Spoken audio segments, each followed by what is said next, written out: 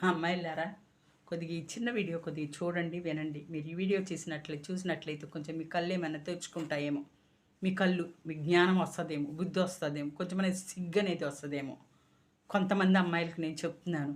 తల్లిదండ్రులు ఎంతో కష్టపడి చదివిస్తున్నారు మిమ్మల్ని. కూలీ, నాలి చేసి, కష్టపడి, రెక్కలు ముక్కలు చేసుకొని మిమ్మల్ని సిటీలలో చదివిస్తుంటే, మీరు చేసే పనులు ఇయ్యా, మీరు చేసే వ్యవహారాలు ఇయ్యా, లవ్వు, కొవ్వు అనుకుంటా ఒళ్ళు కొవ్వెక్కి మీరు ఇలాంటి పనులు చేస్తున్నారా? చివరికి వాడి చేతులు బలైపోతున్నారు. మీకొచ్చిందేంటి? సచ్చిందేంటి?